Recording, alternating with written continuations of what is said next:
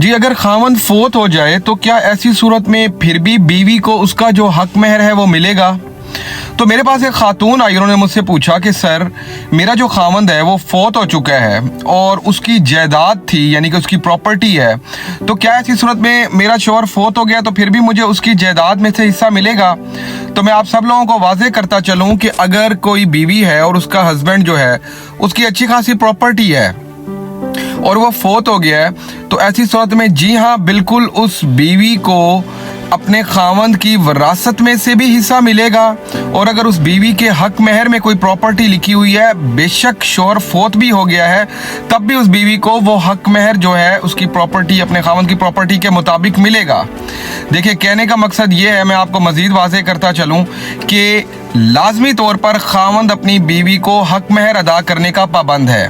अगर खावंद फोत भी हो गया तो इसका मतलब ये नहीं है कि बीवी को हक महर से महरूम कर दिया जाएगा। अब इसमें ऐसी सूरत है, देखें, अगर खावंद फोत हो गया है तो जो उसकी जायदाद है, जो उसकी विरासत है, उसमें से सबसे पहले उसकी बीवी का हक महर निकाला जाएगा। उसके बाद जो बाकी जायदाद है वो उसके वारसान में तकसीम की जाएगी।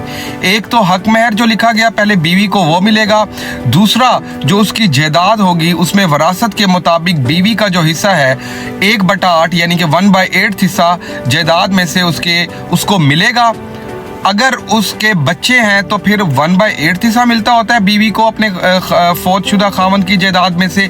अगर बच्चे नहीं थे तो फिर बीवी को 1/4 यानी कि 1/4 हिस्सा मिलता है। तो मेरा कहने का मकसद यह है कि अगर हक महर भी लिखा हुआ है और खावंद फोत हो गया है तो बीवी को हक महर भी मिलेगा, और फोत होने के बाद जो हस्बैंड का जो वरासती जायदाद है, जितनी भी प्रॉपर्टी है, उसमें से भी बीवी को हिस्सा लाजमी तौर पर मिलेगा। ऐसा नहीं है कि अगर वो फोत हो गया तो फिर उसका हक महर जो है वो बीवी को मिलेगा ही नहीं। ये उसका कानूनी राइट है। और अगर आपके साथ भी ऐसा कोई मसला दरपेश है तो आप हमें बताएं, हम आपको इंसाफ दिलवाएंगे।